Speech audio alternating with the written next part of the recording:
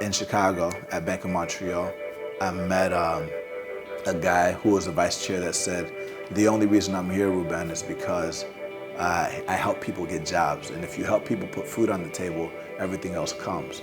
And while I was at Southern, thinking about business, I was very money driven. And my vision board was different than it is now.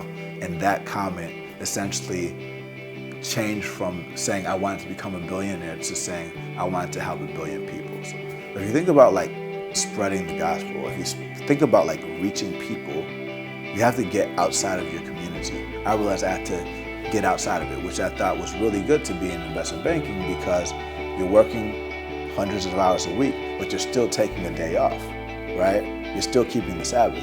Understanding how to reach people on the outside, I realized that if I wanted to reach people in the most effective way, I needed to understand where the world was going and how people were communicating that I was trying to reach. And I realized that in the future, tech is going to take over every industry. I realized that you're going to have to embrace lifelong learning and recognize that technology wasn't just taking over companies, it was also taking over school systems, and it was also taking over the church. So if you think about that, traditional education is not able to keep up with the pace of technology because the half-life of a skill is like 1 to 2 years. So that's why I started thinking about technology. So I quit my job, I bought a one-way ticket to San Francisco, I had a place to live for a month.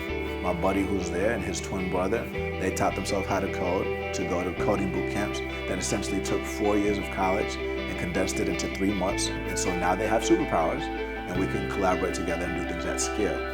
When I moved here without a job, I wrote a story called Breaking Into Startups. And that got millions of views and thousands of people reaching out asking how to break in. And what started off as a blog turned into a podcast because a lot of people didn't have time to read online.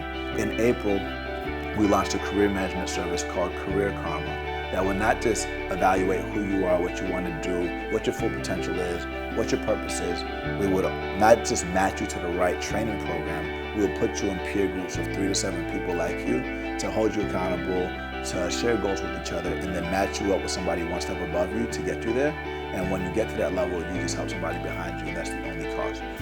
Small groups of people were able to impact millions, if not billions of people in a short amount of time. Like you see like Lyft and Uber created like one of the largest workforces in like less than 5 years, or even Instagram that had 13 people when they got acquired for billions of dollars and using software engineering skills. And I was like, wow, like Jesus had 12 disciples and plus one, that's 13 people.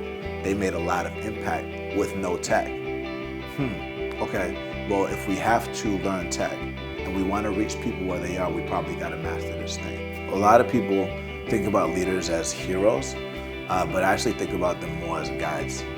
It's about like pouring everything that I can into my people so that they learn, me trusting, being comfortable, being surrounded by people that are more talented than me, and teaching them how to become leaders themselves. If we work together collectively, we can make a much bigger impact. So I'm dedicated to make sure that people can use their talents to fulfill their purpose that God's given them.